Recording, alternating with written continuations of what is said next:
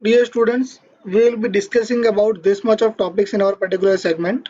We will be discussing about the important road agencies, various committees and recommendations. Then about the JICAR committee, its recommendation, Indian Road Congress, how it was conceptualized and how it works, Central Road Research Institute and its research areas, Central Road Fund, etc. So, we will be discussing about the JICAR committee and its recommendation. So why the JICAR committee was formulated? So when the First World War took place during the 1914 to 1918, after the First World War, motor vehicles using the roads were increased, and due to this, the demand for better road network was also increased. So due to this, a resolution was passed by both chambers of the Indian legislature in 1927 for the appointment of a committee to examine the report on the question of a road development in India. And in response to this particular resolution, Indian Road Development Committee, IRDC, this is Indian Road Development Committee, was formulated, and Mr. Jaikar, M.R. Jaikar, was kept as the chairman of this committee in 1927. That is why this is known as Jaikar Committee. This particular committee submitted its report to the government by the year of 1928. The most important recommendations made by the committee are as follows. The first recommendation given by this committee was that the road development should be considered as the part of national interest. The road development in the country like India should be considered as a national interest, as this has become beyond the capacity of provincial governments and local bodies. Now the second particular recommendation was that an extra tax should be levied on the petrol from the road users to develop a road development fund. This will be called as Central Road Fund. Third was about the semi-technical official body. A semi-official technical body should be formed to pool and know technical know-how of various kind of parts of road of the country, and act as the advisory body on the various aspects of the road. And the last one was about the research and development organization, that a research organization should be instituted to carry out the research and development in context of road. So with consideration of all these four major and important objectives, most of the recommendations made by Jaikar committee were accepted by the government, and due to that a Central Road Fund was formed in year 1929. Central Road Research Institute was also formed, and Central Road Research Institute was formed in 1950, and Indian Road Congress was formed in 1934. So we will be talking about all these particular agencies which play an important role in the development of road network in India. First is the Indian Road Congress, which is known as IRC. The Indian Road Congress was established due to the recommendation of Jaikar Committee. It was established in the year 1934, December 1934, in the city of New Delhi. The particular Indian Road Congress works on various kind of functions, or the major objectives which are carried out by the Indian Road Congress are as follow.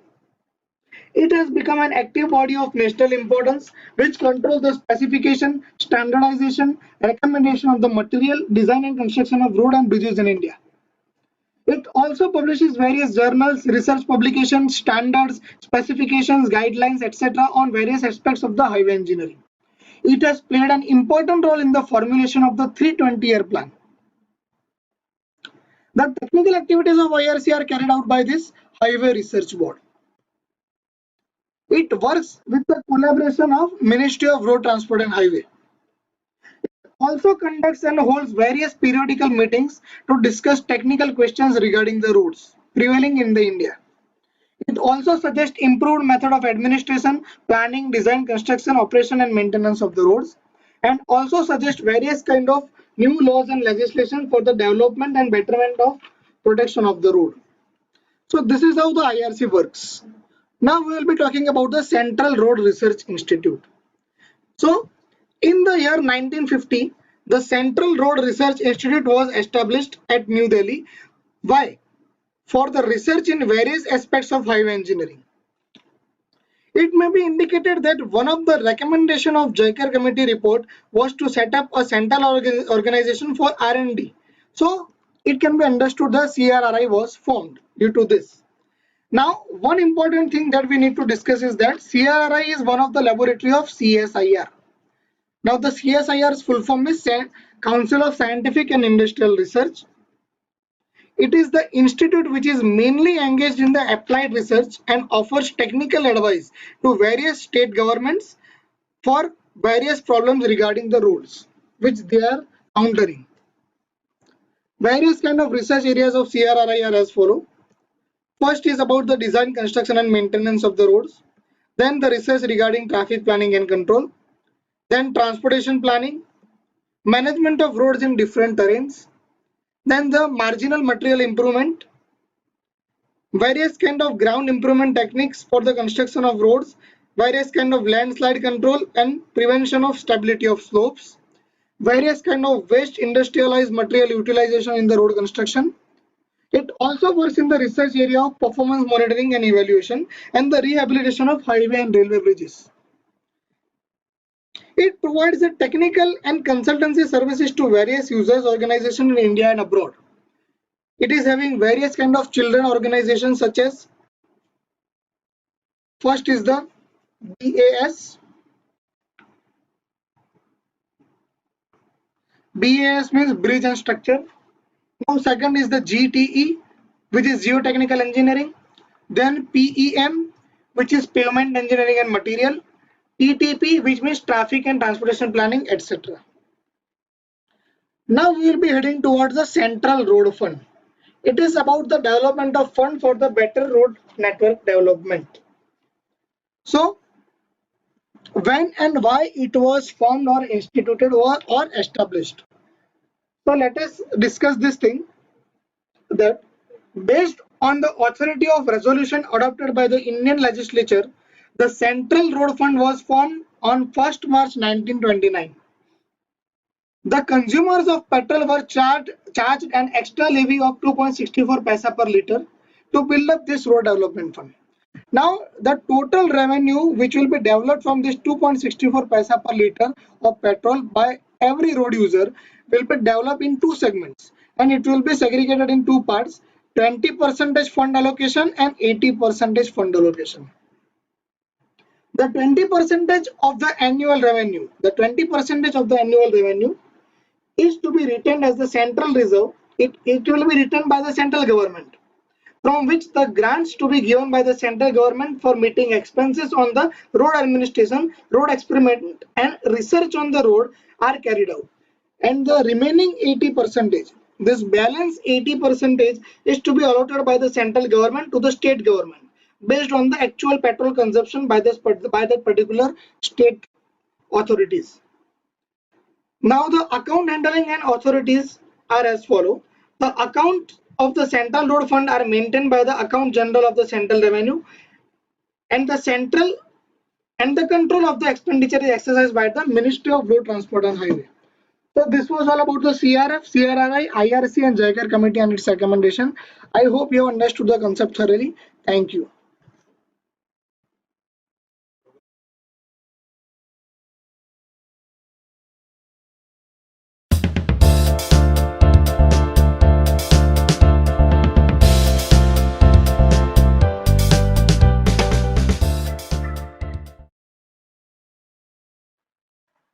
Dear students, in today's lecture we will be discussing certain topics about road classification, means types of road.